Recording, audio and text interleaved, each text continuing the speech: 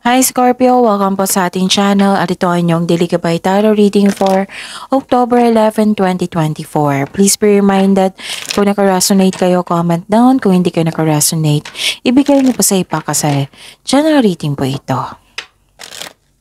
This is for you Scorpio ngayong October 11, 2024.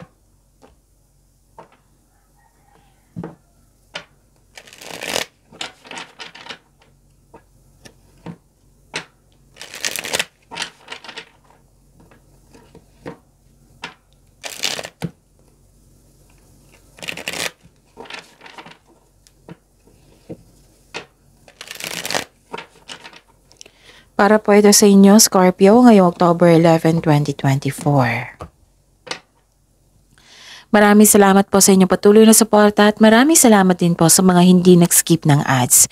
Gamitin ang reading na ito bilang gabay lamang sa mga hindi pa nag-subscribe. Subscribe na po kayo at click bell notification para malaman nyo na may bago tayong video. Para sa mga gusto magpa-reading po, may lumabas dyan sa screen nyo ngayon. Panoorin nyo po at sundin ng instruction. Calling the attention sa mga suki ko dito na Scorpio.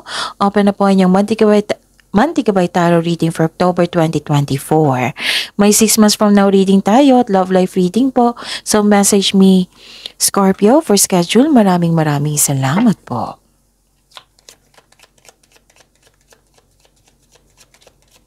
Mga ganap po para kay Scorpio ngayong October 11, 2024. I need 3 cards po.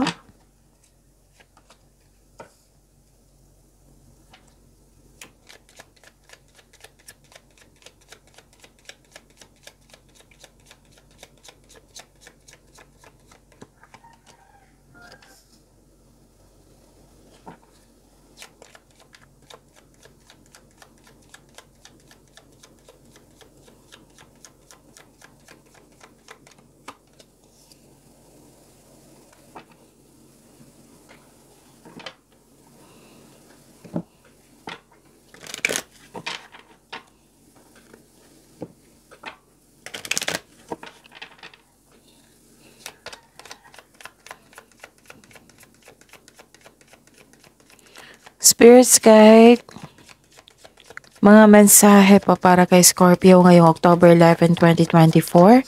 I need 2 cards po.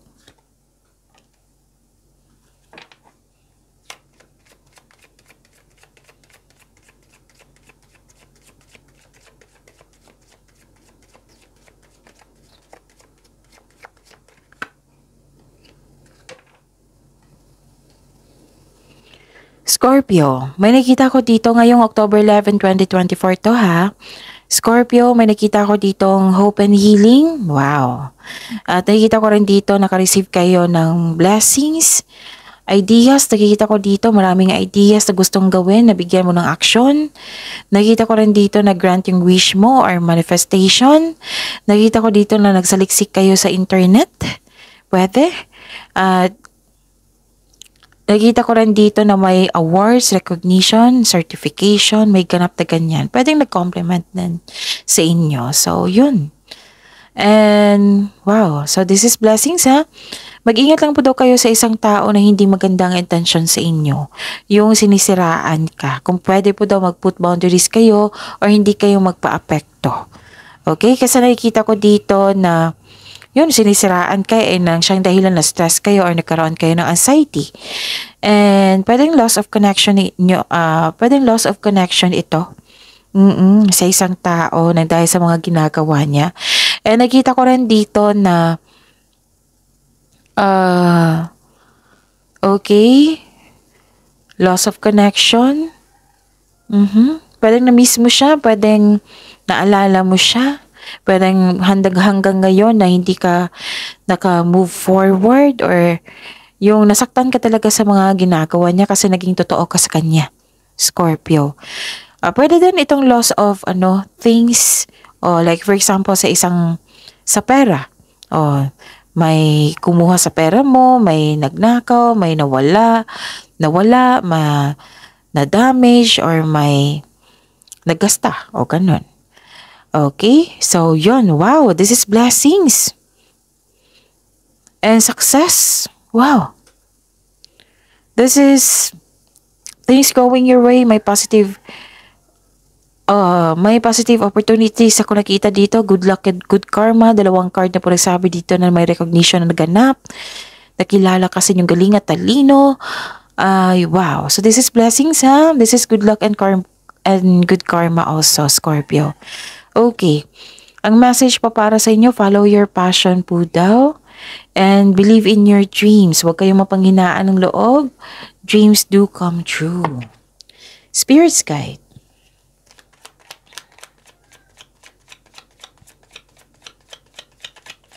Energy po ni Scorpio ngayong October 11, 2024.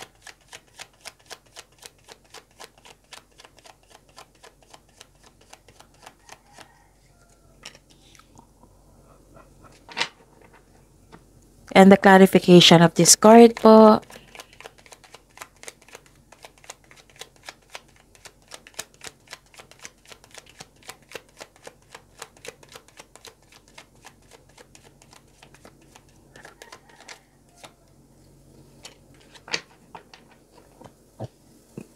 Okay.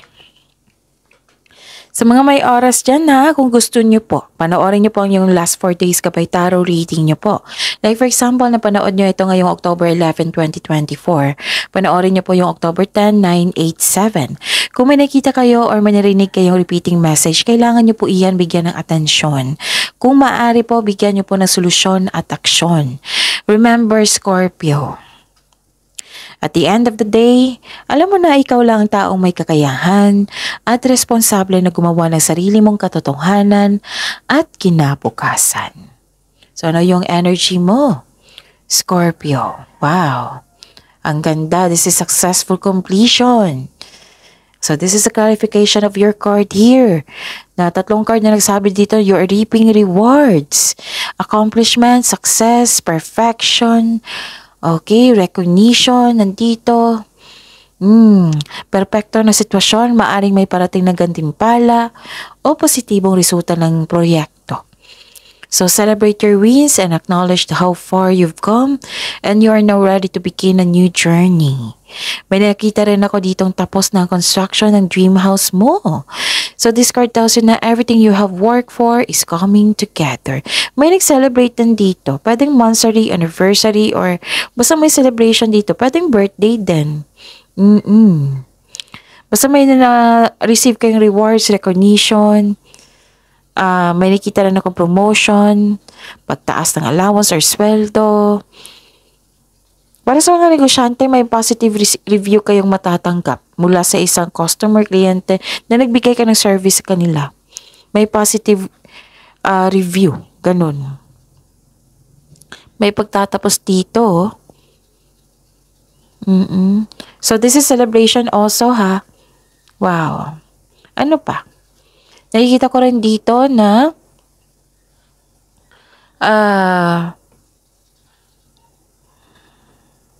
may selos na ganap. Okay, be careful, ha, kasi may tao dito na hindi niya pinapakita ang kanyang true self. Oo, kaya mag-ingat sa taong ito kasi may selos po ako nakikita or insecure. Pwede din nakaramdam ka ng insecurity kasi wala ka ng masyadong time sa sarili mo. Kaya ang sabi ng card dito, take time to pamper yourself, bigyan ng oras ang iyong sarili. So, yun. Be confident sa mga gawain niyo dyan. Okay. Spirit's guide. Career and money po ni Scorpio ngayong October 11, 2024.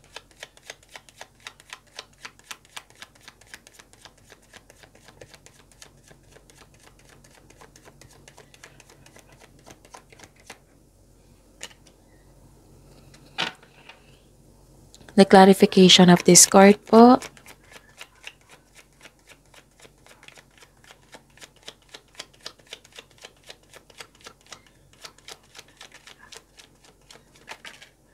Okay, kunin ko to, ha.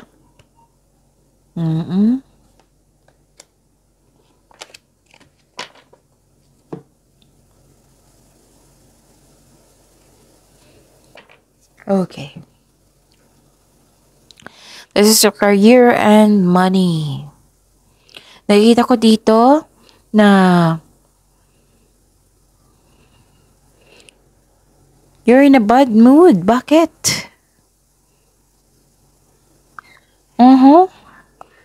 Hindi mo nagustuhan yung mga pangyayari. Okay? Kailangan mo daw labanan mo yung nararamdaman mo. Palitan mo ng positibo po. Oo, alalahanin mo yung inspiration mo sa buhay para ma-motivate po daw kayo. Kailangan mo po daw kailangan mo mag-move forward from the past para bumukas yung new doors for you.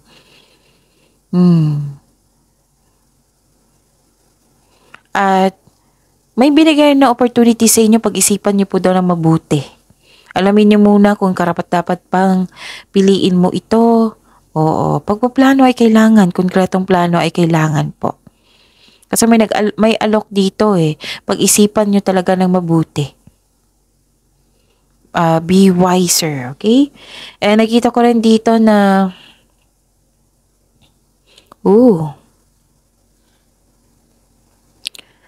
may kompetisyon, kaya pala may nagsiselo sa inyo. Diba? May nakita ko nagsiselo. Diba na may sabi ako kanina dito nagsiselo sa inyo. May competition, may rivalry. Naanoy kayo nito eh. Naanoy kasi kayo sa mga pangyayari. Okay? Nagkaroon ng struggle o conflict sa workplace mo o nagkaroon ng rivalry with co-workers. Pwede din sa negosyo, nagkaroon ng rivalry. Hindi ka natutuwa sa mga nangyari. Okay, another card ang sabi dito na may mapaninlang na tao na may hindi totoo sa inyo. Put boundaries kung kinakailangan and limit yourself. Okay? May away po ako nakikita dito. Dahil sa hindi pagsasang-ayon or basta sa isang grupo to na may away. Wow. Diba may nasabi ako kanina magpapatayo ng bahay or structure? Andito rin. May ganap na competition. Like for example, ginaya yung negosyo mo kasi patok sa masa. Like for example, isa yung job offer pero alam ng kaibigan mo or kasamahan mo dyan na in-apply niya rin. Kasi nakipag-compete siya. Na-anoy ka eh. Nakikita ko dito. Spirit's Guide, Love Life, Self-Love, Partnership, and Romance ni Scorpio ngayong October 11, 2024.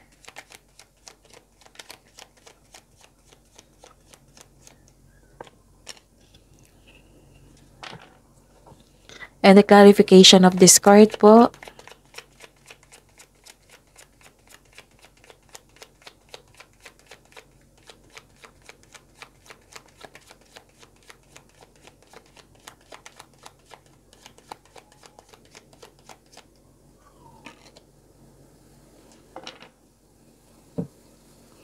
Ayos ko lang ha.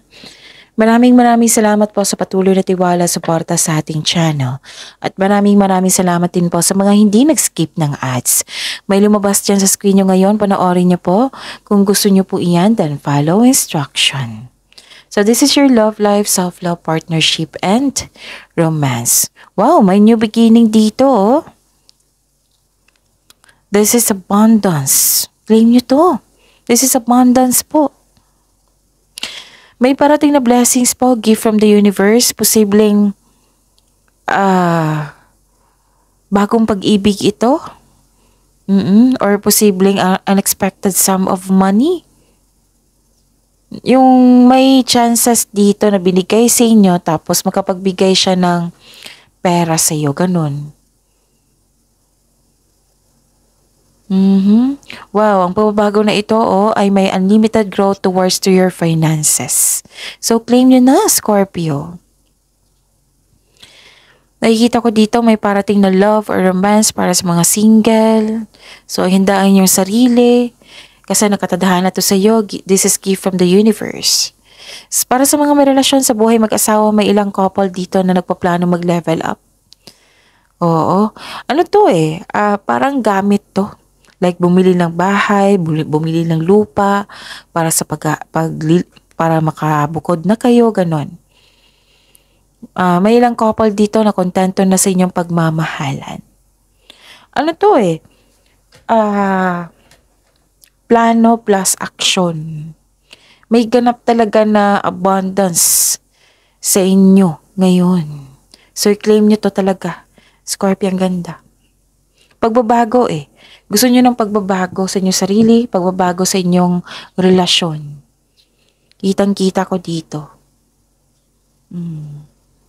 So, this is new beginning. Pwede din nagkabati kayo. Kasi may nakita kong union dito. Okay. Naghahanda din sa pagsasama sa isang relasyon, yung magbuo na kayo ng pamilya. Nag-uusap kayo ngayon. Yun, ano pa? May lumabas na energy dito na feeling burnout, gusto mo nang iwan yung connection nyo. Basta may gusto kayong iwan, gusto nyo mag-give up. Feeling uneasy about sa inyong connection. Ito yung sabi ko kanina na may nagkaayos, may nagkabate. So, it's never too late to begin again. Pagod kayo, Kaya nangihina ako ngayon, Kanina pa to, 2 balikat talaga pagod, bagsak. Oo. Gawa po daw kayo ng solusyon. Kung may problema po daw kayo, gawan nyo yung solusyon. Kasi nakikita ko dito na burnout kayo or nag-overwork kayo or sobra sa pag-iisip. May concern ka sa hindi binavalue yung pagmamahal mo. Basta may being undervalued dito na hindi binavalue yung pagmamahal or nagbigay ka ng time, ganon. Okay?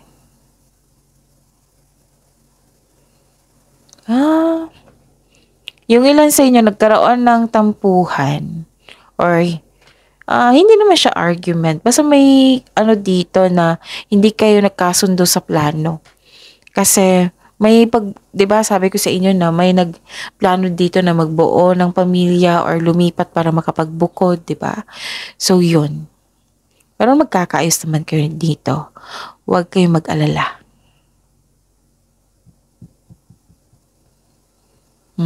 Sa mga single dyan, kitang-kita ko sa inyo na nawalan kayo ng gana sa parang gusto nyo na parang naiinip ka dito na may gusto mo pumasok sa mundo ng pag-ibig. Kaya nga may sinabi dito na huwag kayong mag-alala kasi may ibibigay sa inyo. So, i-pray nyo. I-pray nyo ito kasi may nasabi naman dito na gift from the universe. Nakatadhana sa inyo. Okay? So yun, focus kayo sa positivity dito. Blessings, pagyamanin nyo pa. Yung abundance, claim nyo. See you tomorrow, Scorpio. Please like, subscribe, and click the button for notification para updated po kayo sa daily tarot reading natin. Maraming salamat.